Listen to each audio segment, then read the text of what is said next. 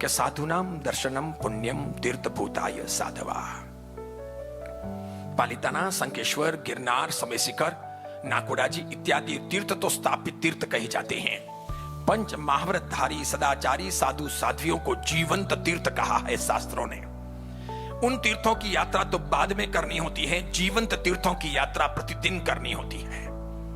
शंखेश्वर, गिरनार या पालिताना आप 100 बार भी चले जाओ, अगर आप नहीं चाहते हो, आप खुद अपना मन नहीं बनाते हो, तो आप में बहुत परिवर्तन नहीं आएगा। ठेठ जाकर के भी पक्षाल कर लोगे, आरती उतार लोगे, पूजा कर लोगे, भक्ति कर लोगे, वापस चले आओगे, क्योंकि आपने परिवर्तन का कुछ मन नहीं बनाया।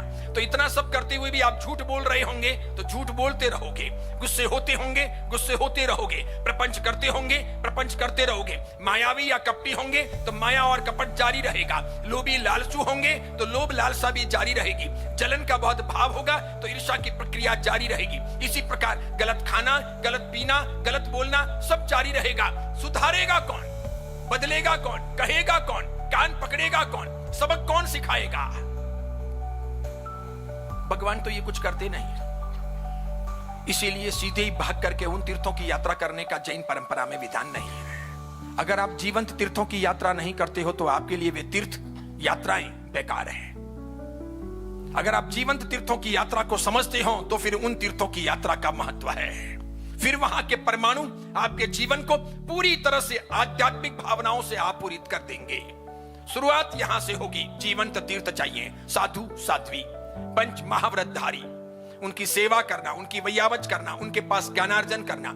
अरे यहां तक कि उनमें कोई कमी हो तो माता पिता बनकर, बड़े भाई या बड़ी बहन बनकर या मित्र बनकर उसे दूर करना, उन्हें मजबूत करना, उन्हें संयम में स्थिर करना, उनके साथ में रहना, अच्छे तरीके से उन्हें आगे बढ़ाना, उनमें भावनाएं भरना और उनका आशीर्वाद लेकर के जीवन का पल्लवन करना। ऐसा निर्देश है आगमों में। ऐसे तीर्थ चमत्कार कर सकते हैं, घर घर में रोज चमत्कार हो सकते हैं।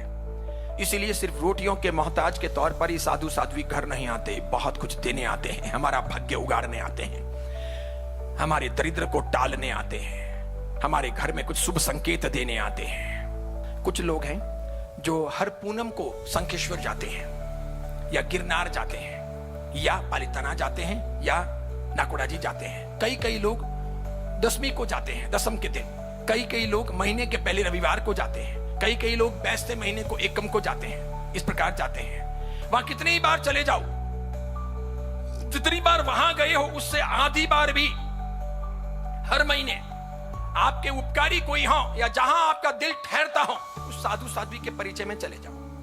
भले पहली बार जाओगे, मारा साहब नहीं पहचानेंगे, कुछ नहीं बोलेंगे, भीड़ भाड़ होगी, चले आओगे, 2-3 घंटे यूं ही बीत जाएंगे। दोबारा अगले महीने जाओगे, फिर मारा साहब की नजर पड़ेगी, तब भी बहुत भीड़ भाड़ होगी समझो, या तो आप कुछ बोल ना सको या मारा साहब कुछ पूछ ना सकें, चले गए। फिर कभी तीसरी बार, चौथी बार, 5वीं बार, एक समय आएगा मारा साहब पूछेंगे, भाई साहब कहां से आते हो, इसके पहले भी आपको देखा है, फिर आप बताओगे।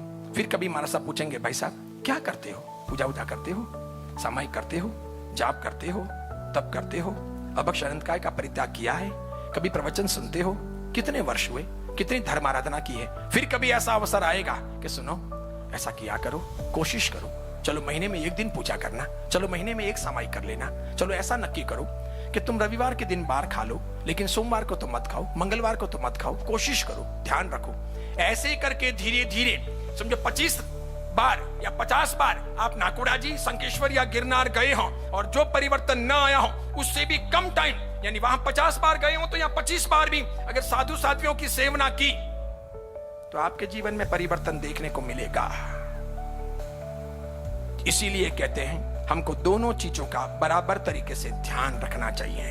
हम वहां भी जाएं, हम यहां भी जाएं, लेकिन हम धर्म का सुंदर आराधन करें, जीवन का कल्याण करें, साधु साध्वियों की सेवा करें, गुरु तत्व की साधना करें और आगे बढ़ने का प्रयत्न करें।